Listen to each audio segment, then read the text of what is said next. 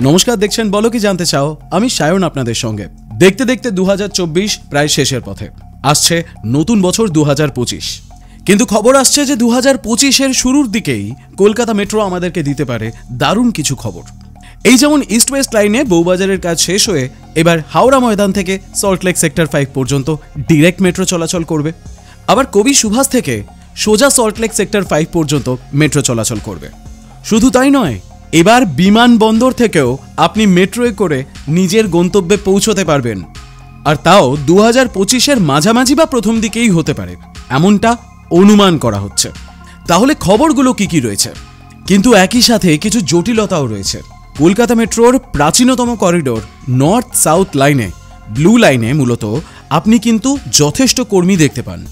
কিন্তু বাকি লাইনগুলোর মধ্যে নিউ গড়িয়া থেকে রুবি পর্যন্ত, আবার মাঝেরহাট থেকে জোকা পর্যন্ত, হাওড়া ময়দান থেকে সল্টলেক সেক্টর 5 পর্যন্ত, এই সমস্ত রুটে কিন্তু কর্মী সংখ্যার সংকট দেখা দিয়েছে। তার জন্য কি বেসরকারীকরণের পথে হাঁটছে কলকাতা মেট্রো? হিন্দুস্তান টাইমসে প্রকাশিত একটি প্রতিবেদন অনুযায়ী পরিস্থিতি এমন জায়গায় গেছে যে নতুন মেট্রো পথে বিভিন্ন স্টেশন মাত্র 2-3 জন কর্মীর ভরসায় চলছে। এমনকি জোকা, মাঝেরহাট ও নিউ গড়িয়া রুবি এই মেট্রো পথে একাধিক স্টেশনে বুকিং কাউন্টার সম্পূর্ণ তুলে দেওয়া হয়েছে। তবে এর সঙ্গেই মেট্রোয়ে বেসরকারীকরণের একটা ছায়া ক্রমশ দেখা যাচ্ছে। একদিকে ইস্ট ওয়েস্ট মেট্রোকে নিয়ে একটা জল্পনা রয়েইছে, কারণ ইস্ট ওয়েস্ট মেট্রো কলকাতার হয়তো অন্যতম গুরুত্বপূর্ণ একটা মেট্রো রুট হয়ে উঠতে চলেছে। বলা ভালো, শুধু বউবাজার শাখাটা চালু হওয়ার অপেক্ষা। ইতিমধ্যেই এসপ্ল্যানেড থেকে হাওড়ায় যা ভিড় হয়, এমনকি শিয়ালদহ থেকে সল্টলেক সেক্টর 5-এ অফিস টাইমের যা প্রেশার থাকে, তা দেখে অনুমান করা যায় যে শিয়ালদহ এবং হাওড়া স্টেশন যদি একসাথে জুড়ে যায় তাহলে কি পরিমাণ ভিড় হবে। অর্থাৎ ব্লু লাইনের মতনই ইম্পর্টেন্ট হবে এই ইস্ট ওয়েস্ট লাইন। সূত্রের খবর, আগামী বছর অর্থাৎ 2025-এ মার্চ মাস নাগাদ ইস্ট ওয়েস্ট রুটের শিয়ালদহ থেকে এসপ্ল্যানেড কিন্তু জুড়ে যেতে পারে এবং তারপরেই বেসরকারীকরণ হতে পারে এই রুটের। পরিষেবা কি ভালো হবে? যেমন মুম্বাইতে ইস্ট ওয়েস্ট রুট, যেটা ভার্সোভা থেকে ঘাটকোপার পর্যন্ত যায়, তাতে কিন্তু যথেষ্ট লাভ হয়। এমনকি পরিষেবাও দারুণ, প্রতিনিয়ত কিন্তু পরিষ্কার করার লোকও রয়েছে। মানুষের অর্থাৎ যাদের ট্যাক্সের টাকায় এই মেট্রো পরিষেবা তৈরি হচ্ছে, তারা সুবিধা পাবে, এটাই সবথেকে বড় কথা। কিন্তু সেই সুবিধা দেওয়ার জন্য ভাড়াও বাড়তে পারে। কিন্তু মেট্রোর অভ্যন্তরে যারা কর্মী রয়েছে তাদের মধ্যে কিন্তু উদ্বেগ বাড়ছে, কারণ মেট্রোয় চালকের পরিবর্তে ট্রেন অপারেটর কাম স্টেশন কন্ট্রোলার নেওয়া হবে বলেও জানা গেছে। গত অক্টোবর মাসে মেট্রোর কর্মী সংগঠনের সঙ্গে বৈঠকে ইস্ট ওয়েস্ট মেট্রোর পরিষেবা বেসরকারি হাতে দেওয়ার ব্যাপারে কর্তৃপক্ষ বার্তা দিয়ে রেখেছে বলে জানা গেছে। স্বাভাবিকভাবেই এদিকে একাধিক কর্মী সংগঠন ইতিমধ্যেই এই বেসরকারীকরণের চেষ্টার বিরোধিতা শুরু করে দিয়েছে। আপনার কি মনে হয়, এই রুট বেসরকারীকরণ হলে ভালো হবে না ভালো হবে না? আপনার মতামত কমেন্টে লিখে জানান, যাতে বিষয়টি আমাদের কাছে অন্তত স্পষ্ট হতে পারে। অন্যদিকে নিউ গড়িয়া থেকে এয়ারপোর্ট পর্যন্ত যে রুটটি রয়েছে, তাতে সম্প্রতি খবর আসছে যে নিউ গড়িয়া থেকে সেক্টর 5 পর্যন্ত কিন্তু মেট্রো চলতে পারে।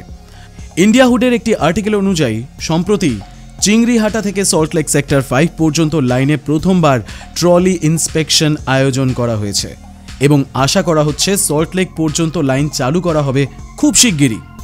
যেদিন এই ট্রলি ইন্সপেকশন হয়, সেদিন মেট্রো রেলের জেনারেল ম্যানেজার পি উদয় কুমার রেড্ডি সকালে গৌরীকিশোর ঘোষ স্টেশন পরিদর্শন করে যান। এরপর আইটি সেন্টার মেট্রো স্টেশন পর্যন্ত আরবিএনএল আধিকারিকদের সাথে ট্রলি ইন্সপেকশন চালানো হয়। পর্যবেক্ষণ চলাকালীন প্ল্যাটফর্ম থেকে শুরু করে স্টেশনে ঢোকা বেরোনোর রাস্তা ও আপৎকালীন সিঁড়ি ইত্যাদি ঠিক মতন আছে কিনা সবটা খতিয়ে দেখা হয়। একই সাথে নিউ গড়িয়া থেকে এয়ারপোর্ট পর্যন্ত করিডোরের নলবর্ন স্টেশনের কাজ কতদূর এগোলো সেই বিষয়েও কিন্তু খবরাখবর নেন জেনারেল ম্যানেজার। তাহলে যখন ট্রলি ইন্সপেকশন হয়ে গেল, তখন সকলের মনে একটা প্রশ্ন আসবে যে এই রুটে মেট্রো পরিষেবা কবে শুরু হচ্ছে সল্টলেক সেক্টর 5 পর্যন্ত? যেমনটা জানা যাচ্ছে, আগামী বছরের মার্চ মাসের মধ্যেই সেক্টর 5 পর্যন্ত মেট্রো চালু হওয়ার সম্ভাবনা রয়েছে।